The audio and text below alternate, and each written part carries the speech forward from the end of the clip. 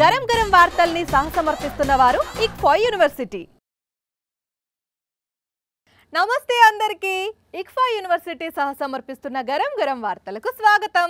ఎట్లున్నారు అందరూ? అంత మంచేనా? వార్తల కోసం తయారుగున్నారు కదా? చేలో మరి వార్తలు చూసే ముందు హెడ్లైన్స్ ఇద్దాం పారి. ఎలుకబడ్డది చట్నీలా, టెన్షన్ పుట్టింది విద్యార్థుల్లా. ప్రిలిమ్స్ లో క్వాలిఫై అయిన నాన్న కొడుకు పట్టు వదలరు కావచ్చు కొలువు కొట్టే వరకు. జిమ్ముకు పోయిన గేదెలు, నవ్వుతున్నారు జనాలు. ఈత కొడుతున్న మంత్రివర్యులు, బీజేపీలు చేస్తున్నారు విమర్శలు. వెనుక సంపాదించిన ఆస్తైనా ఉండాలి, ఎదిగిన కొడుకైనా ఉండాలి అని అంటారు. కొడుకు ఎదిగి తనతో పాటు పనిచేస్తే ఏ తండ్రికి తిప్పలు ఉండవు. ఒక్క మాటలో చెప్పాలంటే తండ్రి మస్తు సంతోషపడతాడు కదా. అయితే ఈడ మాత్రం ఒక ముచ్చట మస్తు తమాషాగా ఉన్నది. కొడుకుని చూసి తండ్రి సంతోషపడుతున్నాడు, తండ్రిని చూసి కొడుకు సంతోషపడుతున్నాడు. వాళ్ళిద్దరూ సాధించిన విజయానికి పబ్లిక్ సప్పట్లు కొడుతున్నారు.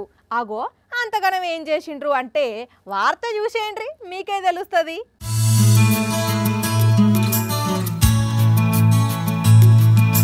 తండ్రి కొడుకు ఇద్దరు ఒకేసారి గ్రూప్ 1 ప్రిలిమ్స్ పరీక్షల పాస్ అయిండ్రుల్లో.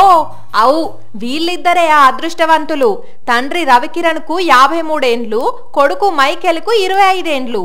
రవికిరణ్ ఖమ్మం జిల్లాలో ఇంగ్లీష్ టీచర్ గా పనిచేస్తుంటే డిగ్రీ అయిపోయిన మైకేల్ ప్రిపరేషన్లు ఉన్నాడట. గ్రూప్ 1 కొలువు కొట్టాలని కలలు కన్న రవికిరణ్ ప్రిపేర్ అవుతుంటే అది చూసిన కొడుకు కూడా డాడీ నేను కూడా గ్రూప్ 1 పోస్ట్ కొడతానని ఇద్దరు కలిసి చదివిండ్రట. ఇంకేమున్నది, తండ్రి సలహాలు తీసుకొని మైకేల్ మంచిగా మార్కులు సాధిస్తే ఇటు రవికిరణ్ కూడా రైజ్ అయ్యి మంచిగా మార్కులతోని క్వాలిఫై అయ్యిండు. చాలా మంది ఈ రోజుల్లో తల్లిదండ్రులు తమ పిల్లలు చెప్పిన వాళ్ళు వినే పరిస్థితులు లేరు. కానీ నా బాబు చెప్పిన ప్రతి మాట విని ఖచ్చితంగా నా గైడెన్స్ ఫాలో అవుతూ గ్రూప్ 1 క్వాలిఫై అయ్యాడు. ఇది కరెక్టే. ఈ రోజుల్లో 7వ తరగతి పోరలు కూడా అవ్వయ్యలు చెప్పితే నువ్వేంది చెప్పుతావు అని అంటారు. అసోంటిది కొడుకును కూసోబెట్టి చదువు చెప్పినా ఇన్నడంటే బుద్ధిగల్లోడే గాని మైకేల్, మీ నాయన నువ్వు ప్రిలిమ్స్ క్వాలిఫై అవ్వడు ఎట్లా అనిపిస్తుంది? అసలు టైం దొరికితే మట్టుకు చదవడం పైన ఫోకస్ చేస్తూ ఉంటారు.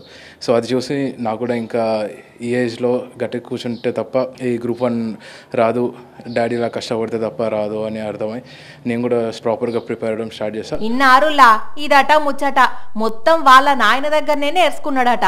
ఇద్దరు కలిసి మంచిగా చదువుకొని డౌట్లుంటే క్లియర్ చేసుకుంటారట. కానీ కిరణ్ సారు గ్రేట్ అంటే గ్రేట్ పోండ్రి. 53 ఏండ్ల ఏజ్లో కూడా గ్రూప్ 1 కొలువును అంతగానం ప్రేమించి కష్టపడుతున్నాడంటే బరాబర్గా కొలువు వచ్చేటట్టున్నాడు. తండ్రిని చూసి కొడుకు కూడా ఇంకింత కష్టపడి ఆఫీసర్ అయ్యేటట్టే కొడుతున్నాడు. ఇట్లుంటారు కొందరు.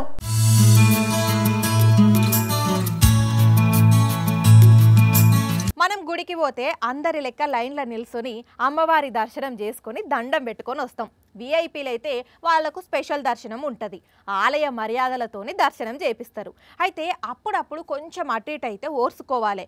అంతేగాని మర్యాదలు చేయలే అని అలిగి అరుగు మీద కూర్చుంటారా ఎవరన్నా? అటు చూడండి.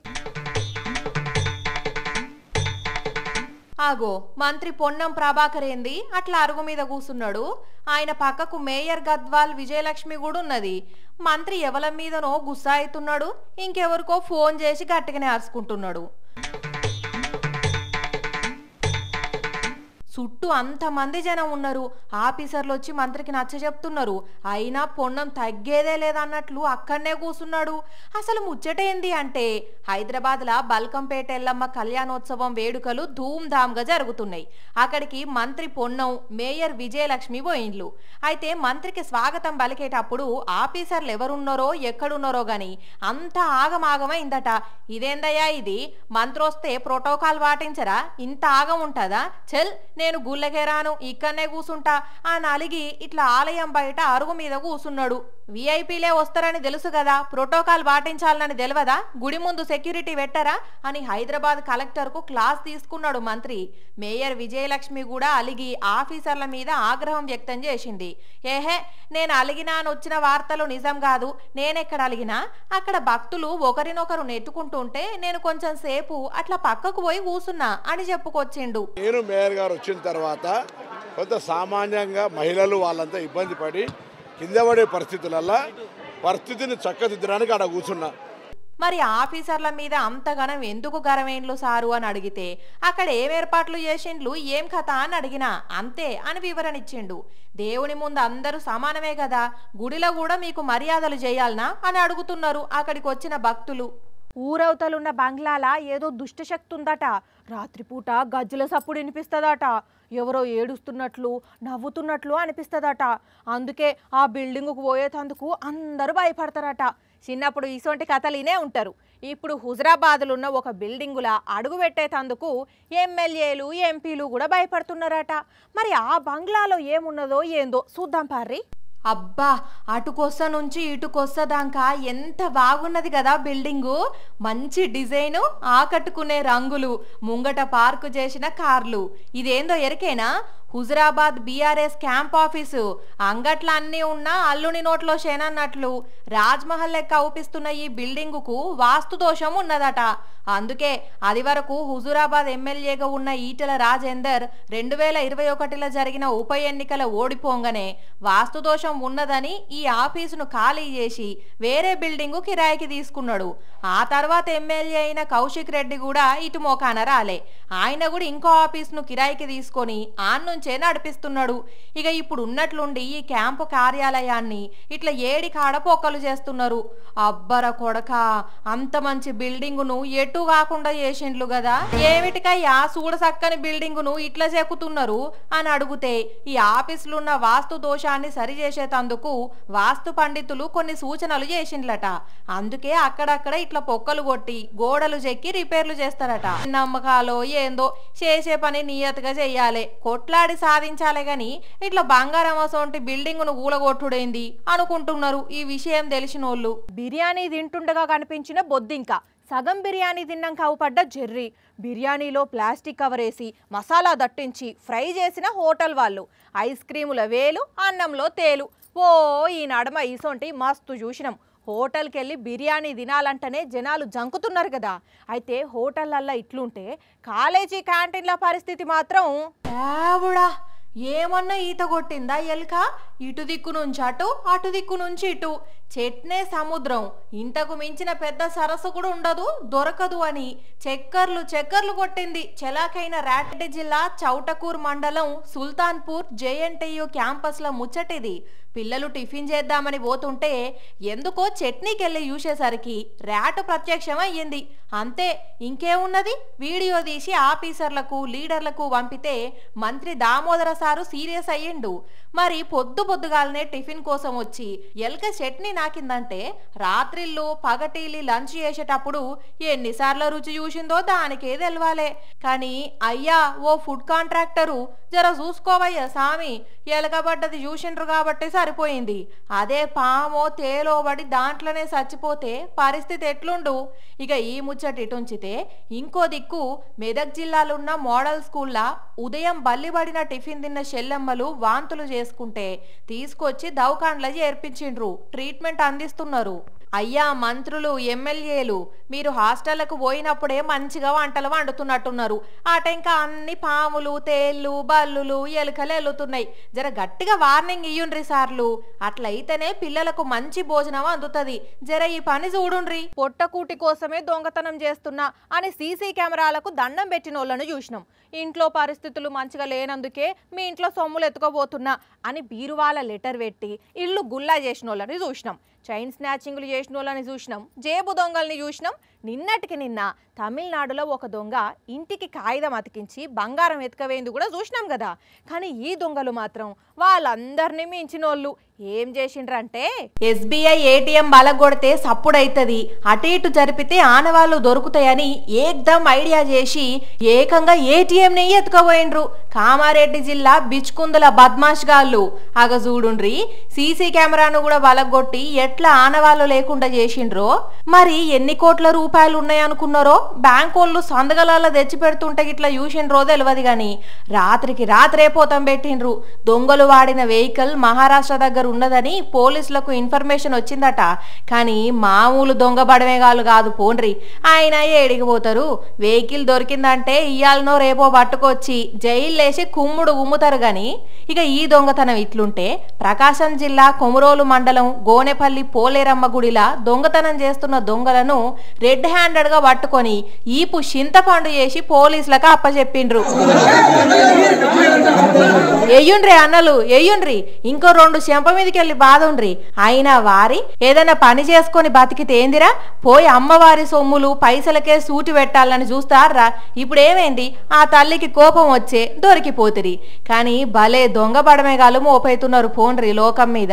రోడ్డు ప్రమాదాలు జరిగినప్పుడు కారు మీదకి బైక్ ఎక్కడం, కారు మీదకి కారు ఎక్కడం, లేకుంటే వంతెనల మీద కార్లు వేలాడడం, అట్లనే బస్సులు వేలాడడం చూసినాం. ఒకవేళ పెద్ద ప్రమాదాలు అయితే లారీ కిందకి కార్లు బైకులు పోవడం చూసినాం, భయపడ్డం కూడా కదా. కానీ ఎప్పుడైనా కార్లు గిట్ల స్తంభాలు ఎక్కంగా చూసిండ్రా? ఆగో అదేందంజలి, అట్లెట్లెక్కుతే అదేమన్నా మనిషా నిచ్చెనేసుకొని పైకి ఎక్కడానికి అంటే ఒక వెహికల్ స్తంభం ఎక్కిందుల్లా. ఇప్పుడు నమ్మిండ్రా? ముందు పయ్యలు పైకి, వెనక పయ్యలు కిందికి. ఇంకా పైకి ఎక్కాలని ట్రై చేసినట్టుంది గాని వెనకాల సట్టం లేవకుండేసరికి అట్లనే ఆగిపోయింది. అరే నిజంగానే పైకి ఎక్కింది, ఇదంతా నిజమా? ఏదన్నా జరిగిందా అంటే ప్రమాదం జరిగే ఇంత కథ అయ్యింది. 2 వెహికల్స్ ఢీకొంటేనట ఈ వెహికల్ వచ్చి స్తంభానికి తాకితే ఇట్లా ముంగటి గిర్రలు పైకి లేచినాయి. కాకపోతే రియల్ సీన్ చూసే జనాలకు మాత్రం కారు కరెంటు స్తంభం ఎక్కినట్లు కనపడ్డది. హర్యానాలో జరిగిందట. అందరూ ప్రాణాలతోని బయటపడితే ఊపిరి పీల్చుకున్నారు. కానీ ఈ ముచ్చటి ఇటుంచితే ఇటు చూడుండ్రి, పాపం ఎంత పనైందో. అబ్బర కొడుకా, ఏం వరద పోండ్రి. పబ్లిక్ అంతా ప్రాణాలు అరచేతల పెట్టుకున్నారు. మహారాష్ట్రలో 1400 మీటర్ల ఎత్తులో ఉన్న రాయగఢ్ కోటకి వెళ్లేందుకు ట్రెక్కింగ్ చేస్తుంటే సడన్ గా వరదొచ్చి ఇంత ఆగం కథ అయ్యింది. దేవుని దయ వల్ల అదృష్టం మంచిగుండి అందరికందరూ బయటపడ్డరు. కానీ వాయమ్మో మామూలు వరద కాదు పోండ్రి. మీరైతే వరదలు వచ్చినప్పుడు పైలంగా పోండ్రి సుమా. పబ్లిక్ ఆరోగ్యం మంచిగా ఉండాలి, ఎసొంటి రోగాలు తెచ్చుకోవద్దు. అందరికందరూ ఆరోగ్యంగా ఉంటేనే ఆరోగ్య తెలంగాణ అవుతుందని గత ప్రభుత్వం ఓపెన్ జిమ్ములు పెట్టింది. స్పెషల్గా నిధులు ఇచ్చి చాలా దిక్కుల జిమ్ములు ఏర్పాటు చేస్తే గ్రామాలు మున్సిపాలిటీలల్లా చాలా మంది జిమ్ చేస్తున్నారు కదా. అయితే ఈడ మాత్రం జిమ్ములో ఎవరు జిమ్ చేసిండ్రంటే రైట్, రోడ్డు మీద ర్యాలీగా బర్రెలు దున్నపోతులు వచ్చినాయి. ఓపెన్ జిమ్ము గేటు తీసుకున్నాయి, కొద్దిసేపు జిమ్ము చేసినాయి, మొత్తం ఆక్రమించినాయి, దర్జాగా మేతమేసినాయి. ఇంకా గమ్మతి ముచ్చట ఏందంటే బర్రెలు దున్నపోతులు బయటికి వెళ్ళిపోకుండా కుక్క ఎట్ల కాపలా కాసిందో చూడుండ్రి. మైబాద్ 9వ వార్డు శనగపురం ఓపెన్ జిమ్ములో ముచ్చటిది. గేటున్న తాళం వేసేటోళ్ళు లేక ఆఫీసర్లు అస్సలకే పట్టించుకోకుంటుండేసరికి బర్రెలు దున్నపోతులు ఆవులు కుక్కలు ఓపెన్ జిమ్ములను ఇట్లు ఉపయోగించుకుంటున్నాయి. మరి మున్సిపాలిటీ ఆఫీసర్లు ఏం చేస్తున్నారో వాళ్ళకేదో తెలియాలి గాని ఇక ఈ ముచ్చట ఇటుంచితే ఇటు వర్ధనపేట బస్టాండ్లా ఎవరో తీస్మార్ఖాన్ చూడుండ్రి, ఏకంగా నెంబర్ ప్లేట్ లేని బైక్ ను ఎట్లా ఎన్ పార్కింగ్ చేసిపోయిండో చెప్పే అన్న. ఎవరు పెట్టిండ్రు? రాత్రి పూట వచ్చి బండ్లు లోపల ర్యాంగర్ ఊకునే కాడ తీసుకొచ్చి బండ్లు లోపల తిరిగిపోతాండ్రు. ఎవరు చెప్పినట్టు ఇంకా అద్దు లేదు పద్దు లేదు. ఒక్కరోజే కాదటనుల్లా దినం ఇదే బైక్ ఓనరు ఇట్లనే బైక్ పెట్టిపోతున్నాడట. మరి ఇట్లా పార్కింగ్ చేస్తుంటే బస్టాండ్లుండే సిబ్బంది ఎందుకు స్పందించలేదో గాని ఎవరి రాజ్యం వారిదే అయ్యింది పోండ్రి. ఎల్కేజీకి 1,00,000, యూకేజీకి 1,00,000. నోట్ పుస్తకాలు, టెక్స్ట్ పుస్తకాలు, టై, బెల్టు, బూట్లు, యూనిఫామ్ అన్నీ వాళ్ళ దగ్గరనే కొనాలి. ఇది కొన్ని ప్రైవేటు స్కూళ్ళల్లో చదువు పేరు మీద జరుగుతున్న వ్యాపారం. పేరెంట్లు కూడా అసోంటి స్కూళ్ళల్లోనే వాళ్ళ పిల్లలను చేర్పించి వాళ్ళు అడిగినంత ఫీజులు కడుతున్నారు. కానీ ఒక పేరెంటు ప్రైవేటు స్కూల్ మీద తిరగబడ్డాడు.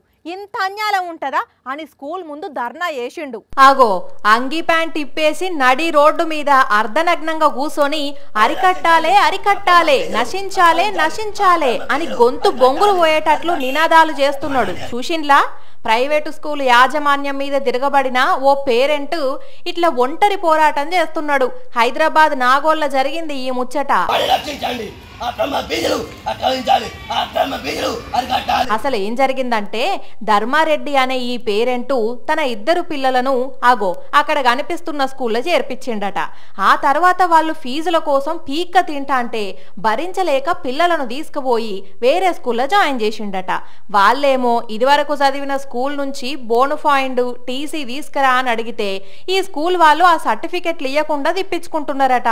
స్కూల్ చుట్టూ తిరిగి తిరిగి తిక్కలేసి ఇగో ఇట్లా అర్ధనగ్న ప్రదర్శనకు దిగిండు. అసలు ఈ ప్రైవేటు స్కూళ్ళల్లా ఏం చదువు చెప్తారో ఏందో గాని వాళ్ళు వసూలు చేసే ఫీజులు చూస్తే చక్కెర వచ్చి అడ్డం పడతారు. కొన్ని స్కూళ్ళల్లో అయితే ఎల్కేజీ యూకేజీలో చేర్పియాలంటే లచ్చలు లచ్చలు కట్టాలి.